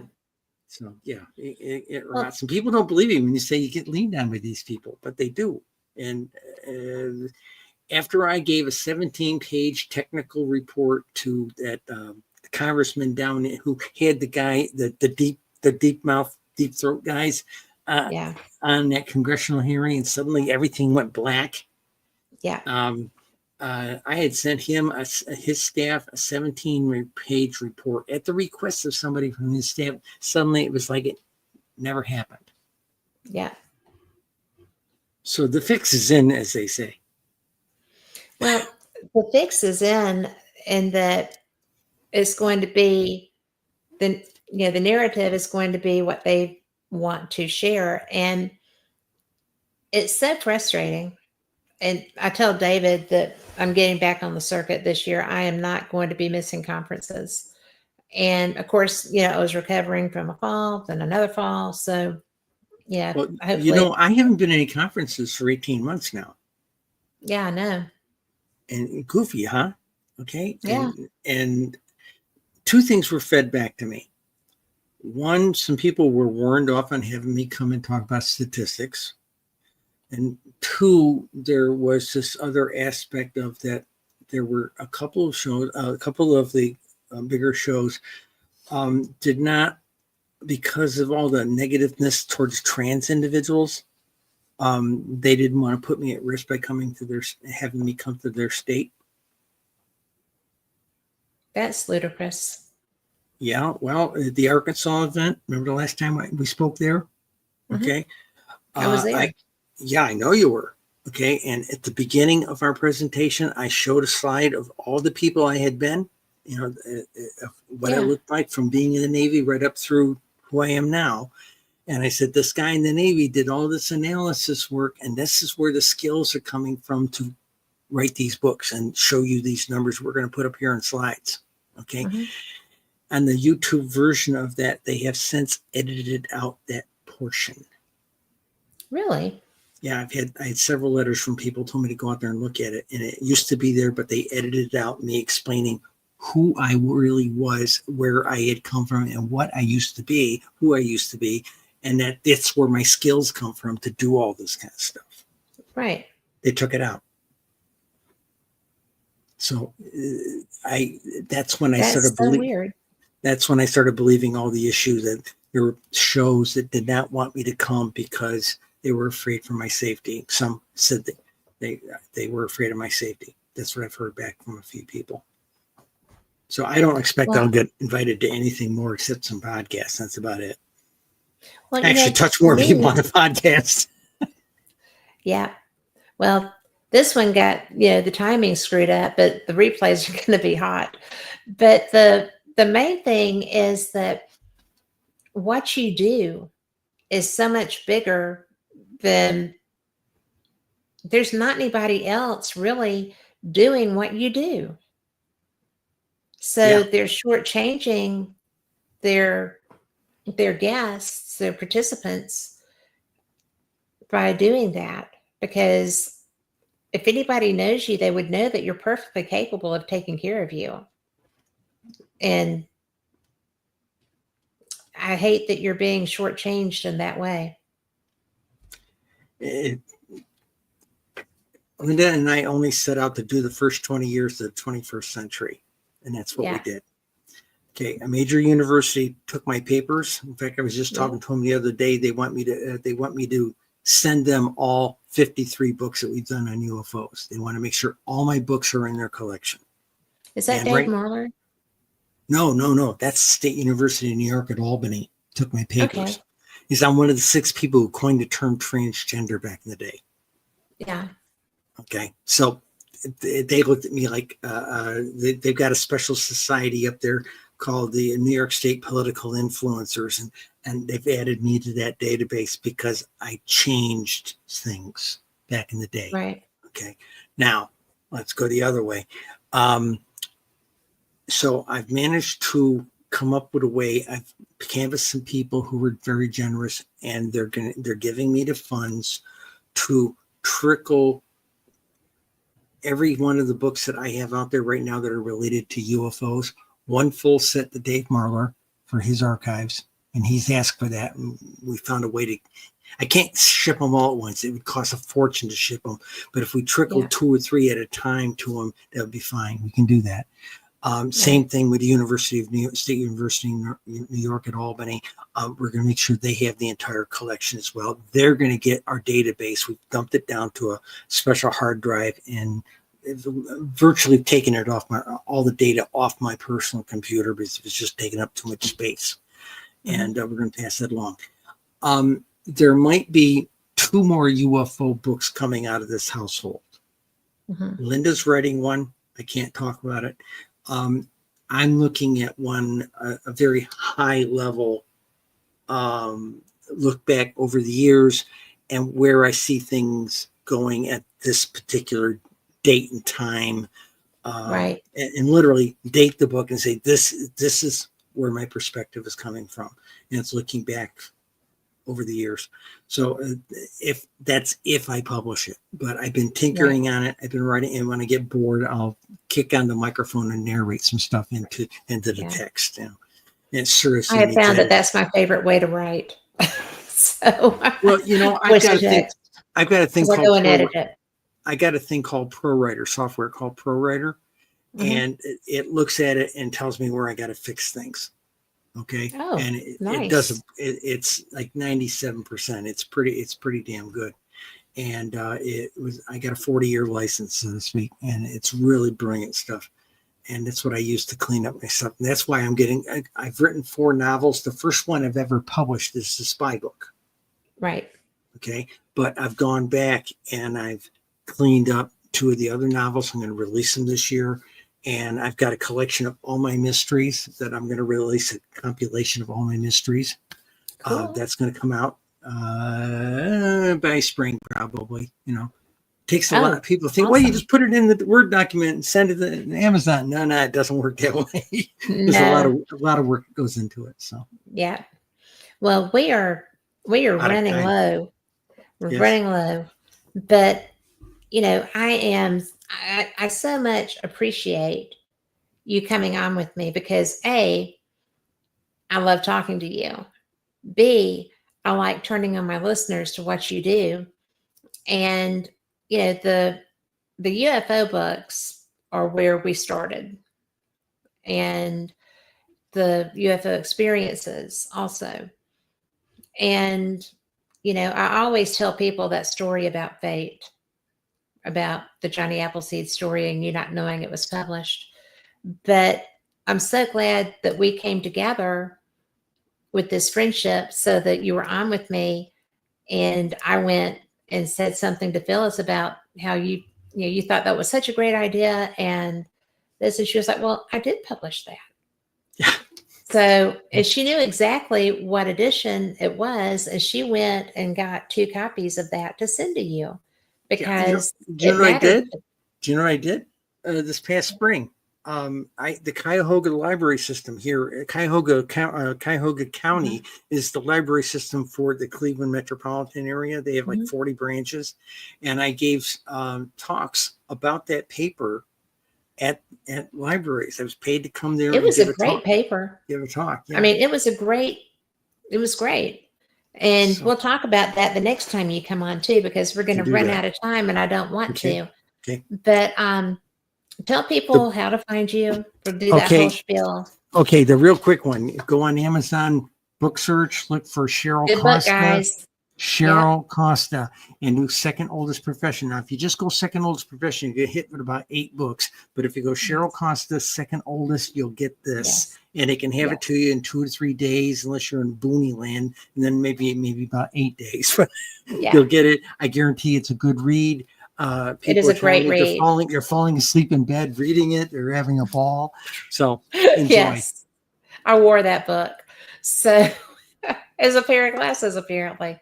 But thank you so much for joining me. Always, anytime you need. Namaste. Namaste. And for all of our listeners, thank you so much. Y'all are the reason that we do this. And I sure do appreciate every single one of you. So we will see you next week here on Fate Mag Radio, the online voice of Fate Magazine. Same cat time, same cat channel. Good night. Yeah.